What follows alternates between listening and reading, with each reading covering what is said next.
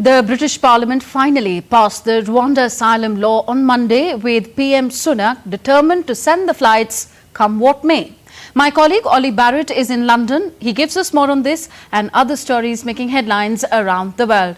Ollie, the British PM hoping to turn his electoral fortunes with this move?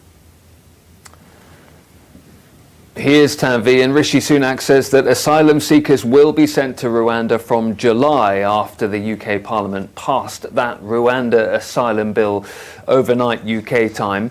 The UK government says it has booked commercial charter planes and trained staff to take migrants to Rwanda in the hope the policy will boost the Conservative Party's dipping fortunes before an election expected later this year. The success of this deterrent doesn't rest on one flight alone.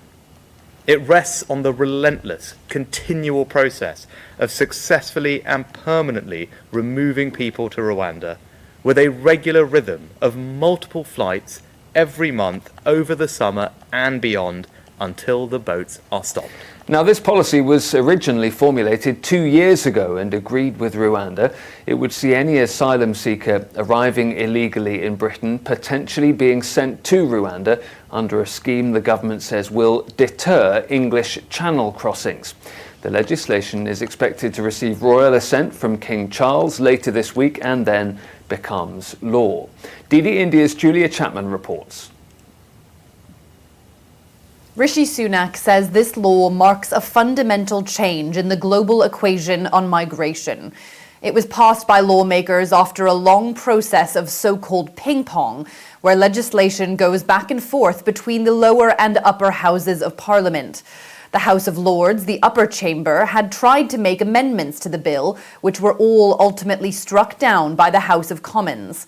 The law will allow the government to deport anyone who arrives in the UK illegally, often on small boats across the English Channel. They would be sent to Rwanda for processing and would have no legal right to return to the UK. Critics have called the policy cruel and a potential breach of international law. In its original form, it was deemed unlawful by the UK Supreme Court, which ruled that the risk was too high that Rwanda could send migrants back to their countries of origin or other unsafe places. The new legislation seeks to circumvent those concerns by designating Rwanda a safe country and compelling courts to disregard rules that could block deportations. A treaty has also been signed with Rwanda, which the government says will prevent onward deportations.